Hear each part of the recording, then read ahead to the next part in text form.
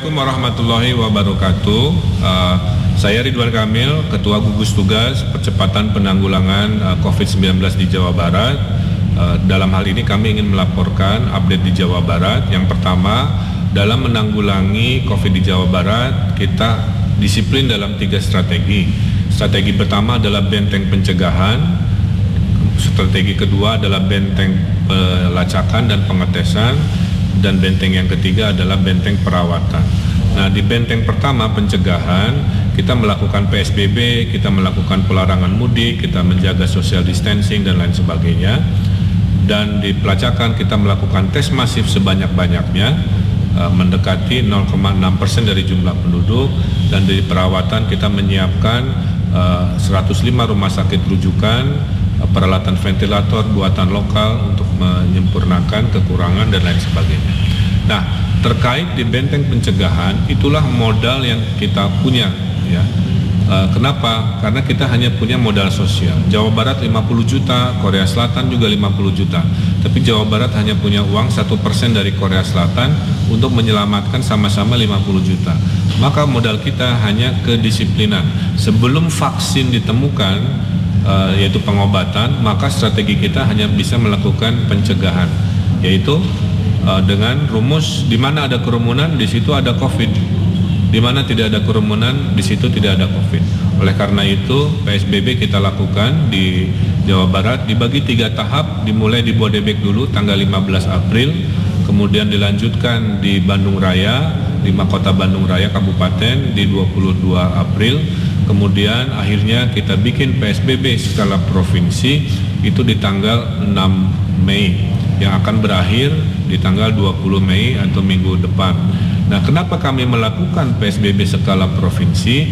Karena kami ingin melakukan surveillance, melakukan pelacakan kepada seluruh 50 juta penduduk ini.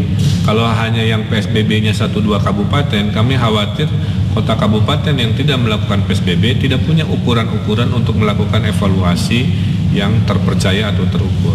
Nah, pada saat nanti hasil PSBB provinsi ini dievaluasi, kami akan melakukan keputusan mana yang lanjut PSBB, mana yang diturunkan, relaksasi, mana yang kembali normal pada saat terbukti tidak ada pergerakan virusnya.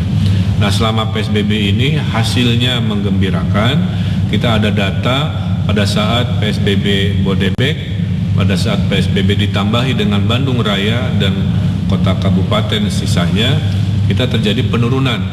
Di sebelum PSBB kasus harian kita ada di 40-an kasus per hari. Di akhir PSBB ini, di hari ini saya wawancara, itu sudah turun ke 21 sampai 24 kasus per hari. Kemudian juga sebelum PSBB itu ada peningkatan terhadap pasien di rumah sakit. Setelah PSBB kami turun dari akhir bulan April 430-an pasien, sekarang sudah 350-an pasien. Sebelum PSBB tingkat kematian 7 orang per hari, setelah PSBB menjadi 4 orang per hari. Kemudian ada kenaikan kesembuhan hampir 2 kali lipat. Nah, itu adalah benteng pertama PSBB di mana kita melakukan pelarangan mudik, kemudian juga melakukan yang namanya PSBB. Nah, strategi kedua adalah pelacakan dan pengetesan. Jawa Barat sudah melaksanakan pengetesan lebih dari 110.000 kepada warga Jawa Barat, terbagi atas rapid test, tes darah, dan juga PCR test.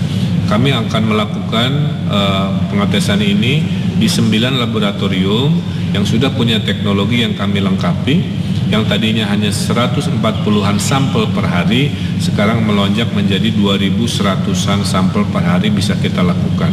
Siapa yang harus mengikuti tes diklasifikasi kepada kelompok yang paling rawan, yaitu para PDP, pasien-pasien dalam pengawasan dan keluarganya, dan kontak yang terdekat dengan mereka. Kedua, tenaga-tenaga kesehatan, para dokter itu menjadi yang didahulukan. Kemudian lapis 3-nya adalah profesi-profesi yang rawan berinteraksi dengan kerumunan, dan terbukti kita tes ada petugas di terminal, kita tes ada pedagang pasar yang positif mengindikasikan kerumunan itu punya potensi terhadap COVID.